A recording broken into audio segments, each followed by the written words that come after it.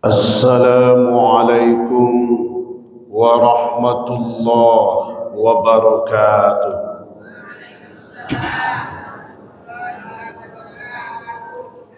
Bismillahi walhamdulillah. Assalatu wassalamu ala rasulillah wa ala alihi wa sahbihi wa mawalah. La hawla wa la quwata illa billah. Ashhadu an la ilaha illallah wa ashhadu anna Muhammadar Rasulullah. Allahumma salli ala Muhammad wa ala ali Muhammad. Qala Allah ta'ala, a'udzu billahi minasy syaithanir rajim. Bismillahirrahmanirrahim.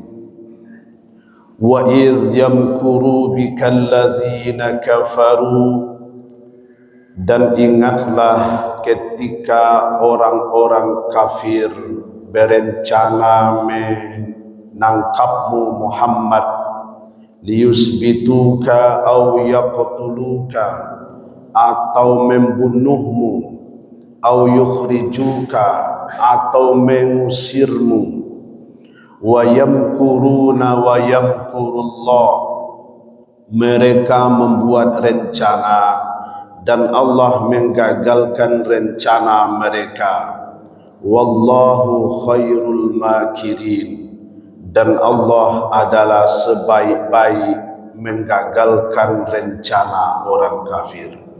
Al-Quran Surat Al-Anfal surat ke-8 ayat 30. Ibu bapak jamaah subuh yang dirahmati oleh Allah Subhanahu wa taala. Tentu kita selalu bersyukur kepada Allah Azza wa Jalla. Alhamdulillah, baru saja kita selesai menunaikan kewajiban kita sebagai orang yang taat kepada Allah, yakni menunaikan solat subuh berjamaah, dilanjutkan dengan mendengarkan tausiah. Semoga kita semua diberkahi oleh Allah Subhanahu wa taala. Kemudian salawat dan salam tercurah selalu kepada baginda Rasulullah Muhammad sallallahu alaihi wasallam.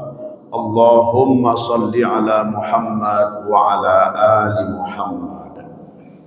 Seperti biasa Bapak Ibu, sejenak agak 1 atau 2 menit kita bersalawat dengan salawat yang kita hafal. Sallallahu ala Muhammad, sallallahu alaihi wasallam, sallallahu ala Muhammad, sallallahu alaihi wasallam.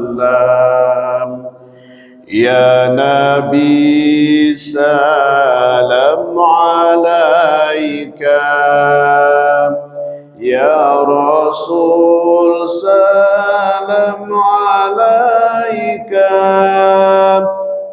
ya Habib salam alaika, salawatullah alaika, sallallahu ala Muhammad, sallallahu wasallam, sallallahu ala Muhammad, sallallahu alaihi wasallam.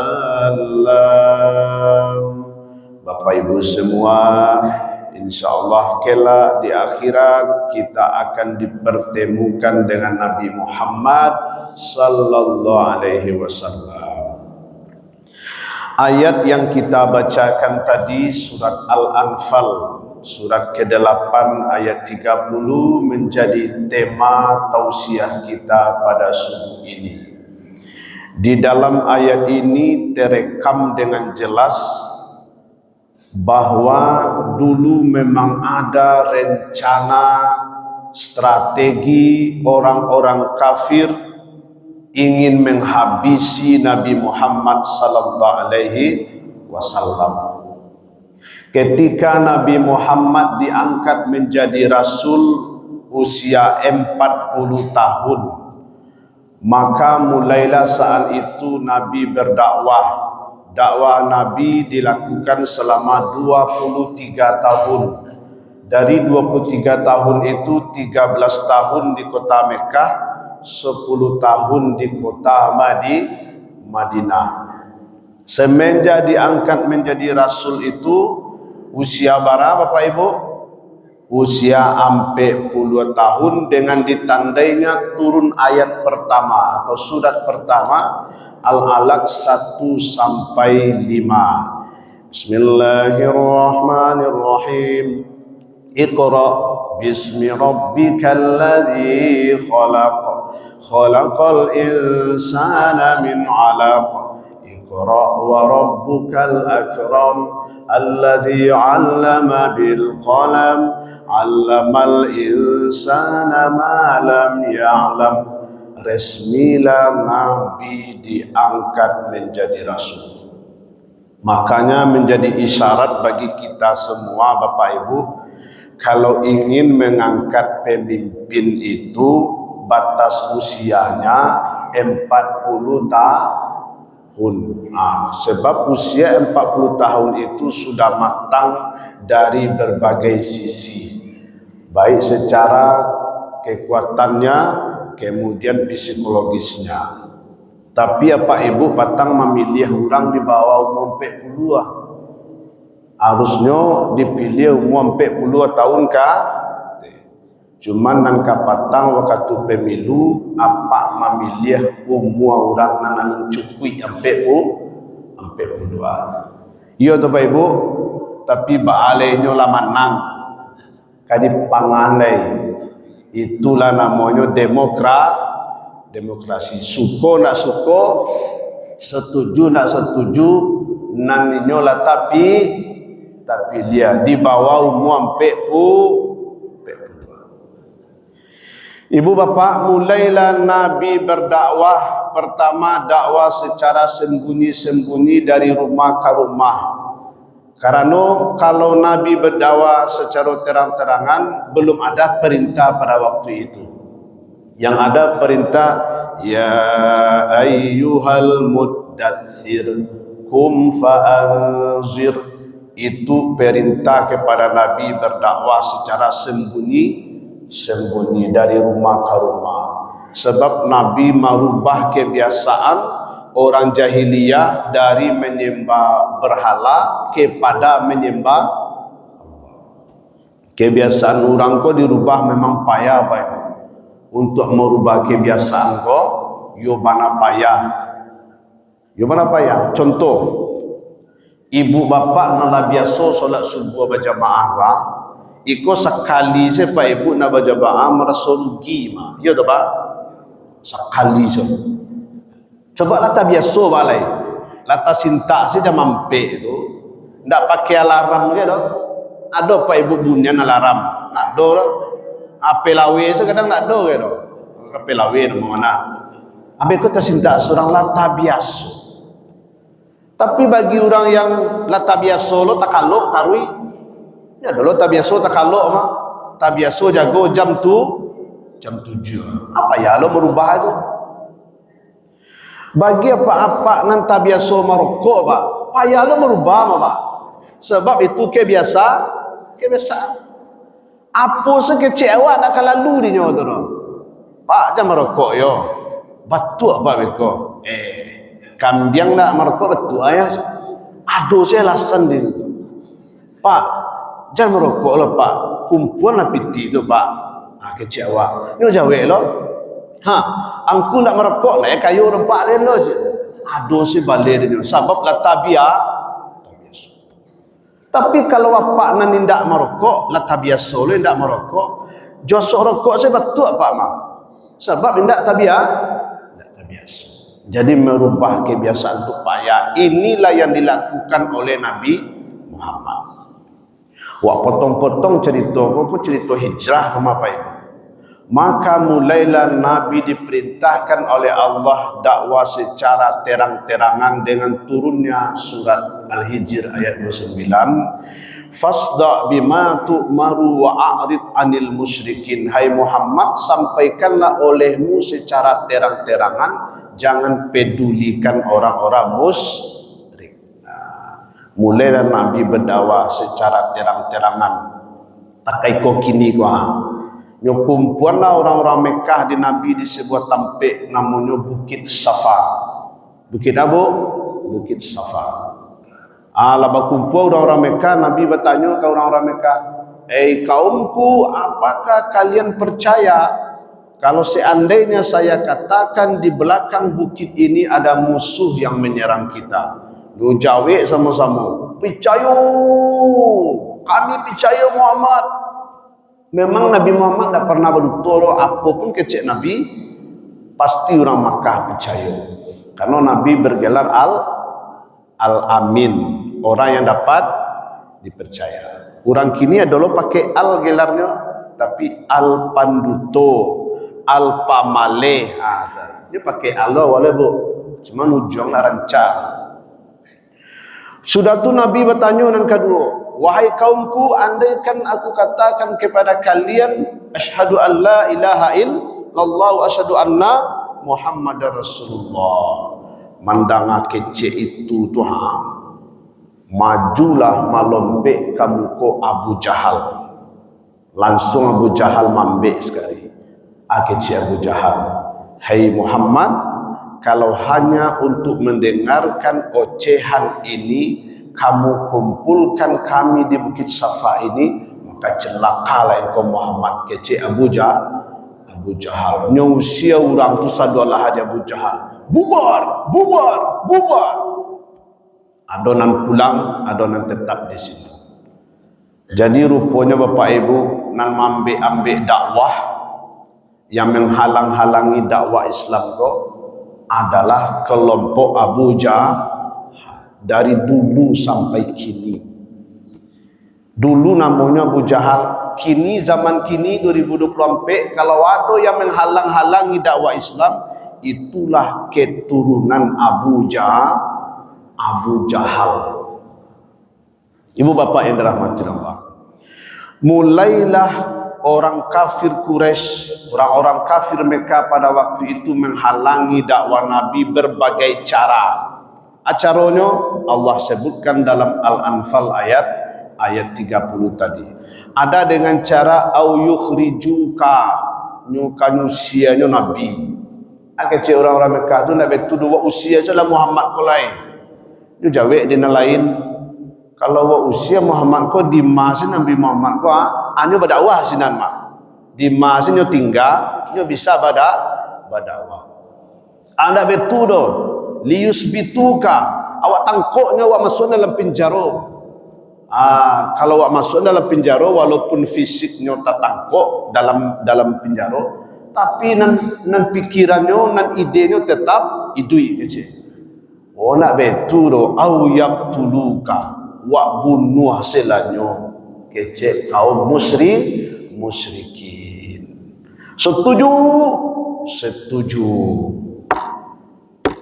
Kalau orang rapek itu tak itu napa? Kalau lah setuju diketuk pandu. Siapa pemimpin rapeknya Abu Jahal. Setuju diketuk pandu. Itu tu rencana mereka ingin menghabisi dakwah Islam. Ibu bapak, memang satu-satunya cara menghabisi dakwah Islam kau bunuh Nabi. Kalau zaman kini bunuh ulamanya habis Islam. Bunuh ulamanya, bungkam ulamanya, tangkok ulamanya, usia ulamanya. Kalau lah ulama habis tu, siapa nak berdakwah leh? Siapa berdakwah leh? Lapanmu musajid Jami' Hasanuddin wa lapanmu dari dalam sampai keluar, orang ke sembahyang Jumaat. Katib nak tiba orang. Ulama kan bunuh, ya kan? Jadilah Jumat. Padahal ulama tu seorang tanya, ibu bapak syarat tu jamaah ndak tiba, tapi surang khatib nak datang tu berbeza sama pak. Kalau syarat tu jamaah nak tiba, orang masih bisa solat Jumat. Tapi kalau surang ulama nak datang, dia solat Jumat dah pak. Jadi untuk menghabisi Islam ini dari dulu sampai sekarang dengan menghabisi ulama. Itu makanya lah pak, yang dilakukan oleh PKI membunuh ulama-ulama, membunuh kiai-kiai yang ada di Jawa. Ibu bapak yang dirahmati Allah, tetapi kata Allah, wa yamkuruna wa yamkurullah, mereka membuat rencana, Allah gagalkan rencana mereka. Begitu orang kafir Quraisy selesai rapat setuju untuk membunuh Nabi Muhammad, malaikat Jibril langsung bagi kabar ke Muhammad. Bagi tahu sekali, ya Rasulullah, la tabit hadhihi al-laila ala firashika alladhi tabitu alaihi wa anna Allah ya'muruka al-hijra ila al-Madinah. Wahai Rasulullah, malam kini engkau jangan tidur di tempat tidur engkau. Orang akan membunuh engkau. Allah lah menyuruh engkau pindah ke Madinah, hijrah ke Madinah. Tadi kecek orang kafir Quraisy, ini keputusan rahasia. Keceknya rahasia, tapi Nabi lah tahu melalui malaikat Jibril.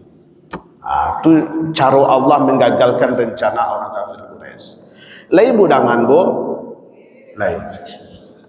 Ibu bapak yang dirahmati Allah, ketika rapik selesai kecek Abu Jahal, wahai saudara-saudaraku, ini adalah rapat rahasia. Jangan sampai kece-keceen ke orang. Kalau dikecen ke orang beko, sampai berita aku ke Muhammad beko, larinya beko. Lari. Rahasia. Rapik selesai itu bubar orang balai, tiba di rumah Masyang. Tiba di rumah nan lakinya pulang rapik tadi kecek bininya dibu. Jo, bakok talambe ajo pulang. Biasanya jo jam 5 lah tiba rumah. Kola lah sanjo hari baru ajo tiba. Tadi ada rapik. Rapik itu rahasia. Nyotanyo di bini je lai. Jak bilo lo jo berasio-rasio jawab.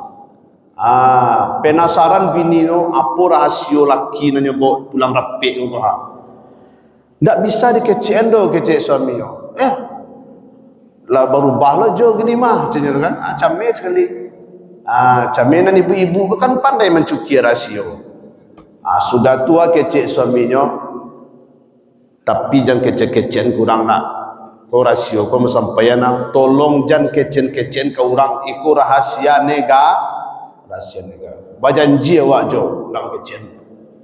Beko malam orang kam membunuh Muhammad. Bahaya rasio mah kecek bini. Selesai jangan kecen-kecen kurang. Akhirnya nan bini ko tadi pai kalapau. Tiba di lapau bertamu jo kawan-kawannya sama ibu. Penasaran lo menggari-gari lo muncul nak mengecean. Hei ibu-ibu, ada rasio. Tanya di kawan, rasio tu, tapi je kecil-kecil kurang nak. Iku berang laki mo kambo beko. Tu rasionyo beko malam kurang kamam bunuh Muhammad. Menyebarlah rahasia. Rupanya batu apa? Nan bisa ditutui ko hanya muncung botol. Muncung botol bisa tutup. Tapi muncung orang ko lah ditutui ya piti merah dua lain mengecek ya mah. Lalu tutui muncung ya piti merah tu dua lain. Ini sabut ya mah. Bangun nak 3 lain lagi aja.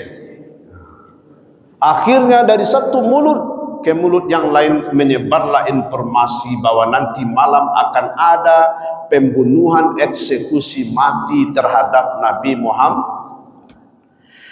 Lah sanjori lah malam mari orang-orang Makkah lalu tutup pintu rumah, tapi mencogok dari jendela. Karena sebentar lagi akan lewat pasukan pembunuh Nabi Muhammad, pasukan bayaran. Rupanya yo bang, rupanya yo lewatlah para algojo pembunuh bayaran menuju rumah Nabi Muhammad. Tiba di rumah Nabi, nyo kapuang lah rumah Nabi, nyo kapuang, yo mangkanyo bantai Nabi bu, karena satu-satunya menghabisi dakwah tu Nabi harus dibunuh.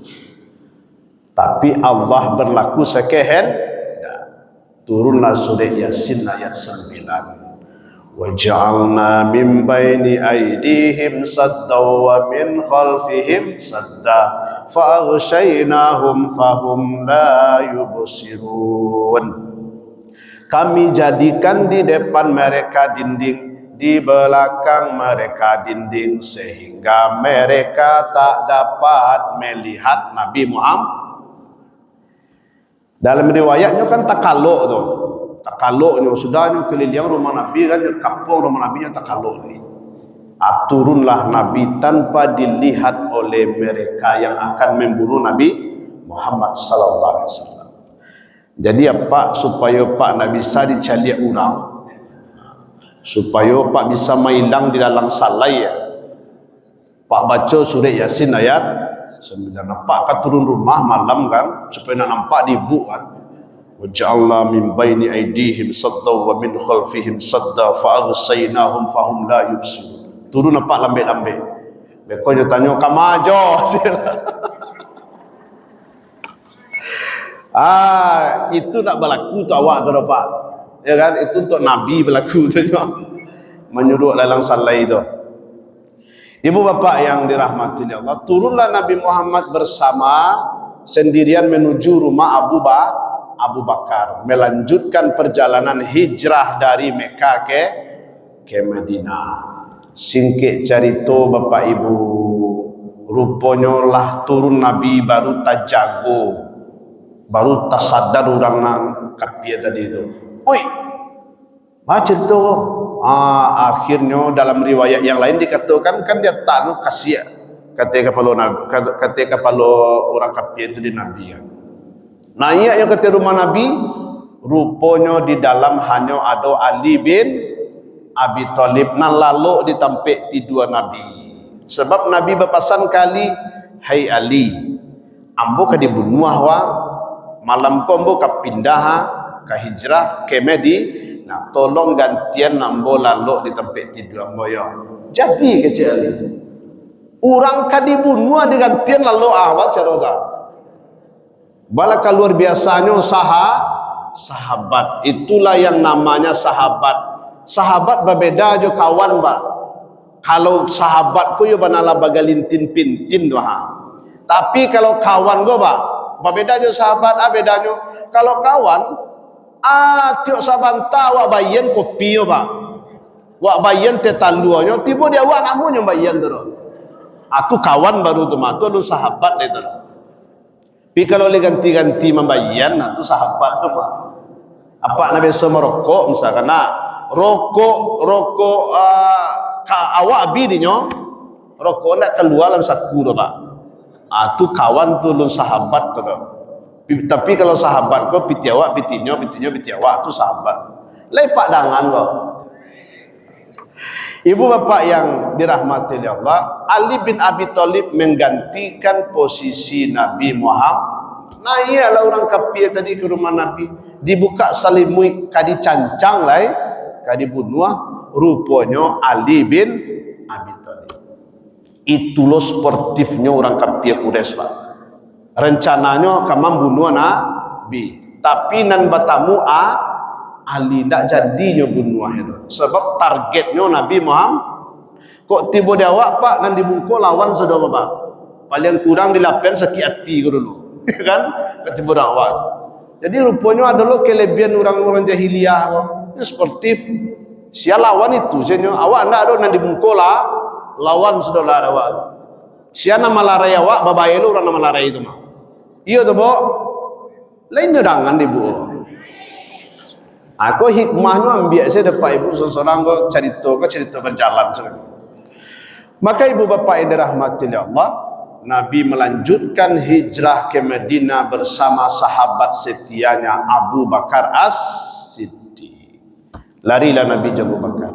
Rupanya orang kafir nak tinggal diam lupa itu. Tak tinggal diam orang kafir nyo kajanyo Nabi Muhammad sallallahu alaihi wasallam. Maka Nabi bersembunyi di sebuah tempat Gua Sur ya. Nabi menyuruh di Gua Sur jo Abu Bakar. Rupanya secepat kilat di pintu gua jadi yang laba-laba, lawa-lawa nyubeknya apa? Nyubeknya jadi yang tutup pintu gua tadi jadi yang laba-laba. Abu Bakar lah pucek pak.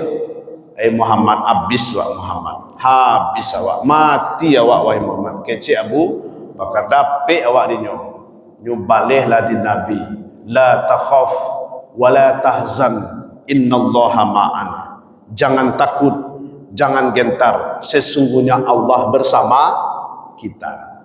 Jadi kalau Allah lah kawan awak pak, kalau Allah lah ma'a lah bersama awak, ndak ada nan kawak takut ci Allah. Insyaallah selamat. Tu makanya Pak Ibu dima-dima awak selalu berzikir kepada Allah Subhanahu wa taala. Ya kalau Allah lah jawab kan ndak ada api nak membakar pak. Ndak ada ia nak kamanyen pak. Ndak ada nan tajam nak nyesu awak Pak Ibu.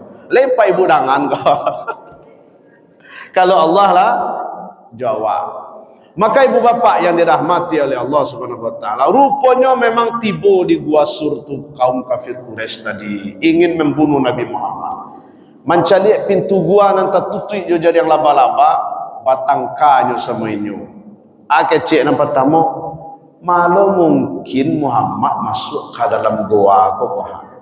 Kalau masuk Muhammad ke dalam gua kok tentu cabiak jadi yang laba-laba. Kecek kau nalen, iyo lo ndak senyolo kan masuk akalnya. Padahal lah masuk Nabi baru laba-laba aku membiak jariang. Dalam apanya riwayatnya. Kecek orang kafir kalau masuk Muhammad ke dalam itu cabiak rusak jadi laba-laba. Pulang selawat lain senyolo. Balik kanan lah kaum kafir Quraisy tadi. Ibu bapa yang dirahmati oleh Allah, dek karena lah jauh berjalan lah panik balari, Nabi tentu panik jo Abu Bakar. Tak kalok lah Nabi lapen panik-panik. Nabi lalu dia tepau Abu Bakar. Bantah mado gua tu batu sesi ya. Ibu bapa, Abu Bakar mengunjur Nabi jadikan pau Abu Bakar sebagai bantah. Lalu lah Nabi dipau Abu Bakar. Malang nas kijok mato mujuan sepanjang hari. Digigit lah ampu kaki Abu Bakar dek kalau pak. Kalau kan babayo bisa pada si pasan lah. Nyutahan dia Abu Bakar pak. Indak nyugarian kaki seketik Allah tu. Kalau nyugarian kaki dia Abu Bakar tentu tagadua lalu Nabi Muhammad. Nyutahan. Tak itu sahabat biarlah nyo seso, biarlah nyo mati daripada Nabi Muhammad tagadua. Itu sahabat tu. Beda jo kawan. Jo kawan dah tu. Beda. Lain bu dangan bu. Rupanya ndak tahan do pak. Naik biso ko pak. Naik biso ko. Apa-apa nak pandai menanya biso kan ada ko. Naik biso ko. Menangilah Abu Bakar. Tapi ia matonya ndak tahan biso. Tapi ia mato. Manitiklah ia mato Abu Bakar ke pipi Nabi Muhammad. Ia mato tu gak angin seketek. Tak jagolah, tak sintaklah Nabi Muhammad sallallahu alaihi wasallam. Tak sintak Nabi. Ayah kau kecil Nabi. Bakok menangis kau Abu Bakar. Tak ada babak ada cik. Tak babak ke dosa. Bakok pucik. Kaki wak digigit kalau kecil Abu Bakar. Tu banyak bajagoan ambo dari tadi kecil nan. Ambo ibu menggadu lalu engkau wahai Rasulullah. Tak itu sahabat. Dalam riwayat nyu ambillah ayah ludah janniyah tu di Nabi. Nyu ambil ludah tu nyu tempel di nan kanai gigi kalau tadi. Alhamdulillah langsung cegah. Jadi kalau ibu digigit kalau digigit sipasan, ambillah ya ludah tu tempel di sinan, insya Allah tambah parah. Tu apa dah? Tapi Pak Ibu kadang cegak lah Pak. Baku bisa cegak. Ternyata menurut penelitian, biso si pasan tu bisa dikalahkan oleh biso awak Pak. Rupanya awak ko biso muncung awak Pak. Jangan kan ayah ludah Pak. Jo ango awak se orang tanya yo Pak. Jo aroma ngo se tanya yo. Jangan kan jo aromanya, jo kato-kato awak se orang habis Pak. Jo kato-kato awak tu, yo benar racun benar muncung awak Pak. Libu dangan kok. Jadi rupanya muncung awak kok, nan isi dalamnya lebih biso daripada biso kalajengking. Itu makanya hati-hati dalam mengecek. Kecek orang Arab kan itu. Kalau pedang lukai tubuh ada harapan untuk sembuh. Kalau lidah lukai hati, kemana obat akan dicari. Kalau kan pisau cutter ibu sedang mengubah bawang bu, bau agisen saplas cegah. Tapi kalau jantung orang kan kecek ibu cabiak sampai ke dalam bu. Lah ibu dangan bu.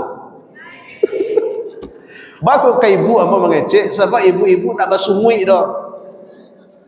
Baru ibu nak bersungui. Sebab ibu-ibu kau munculnya mengecek saya, akhirnya angin bibirnya rontok sunguinya. Itu sebab ibu nak bersungui.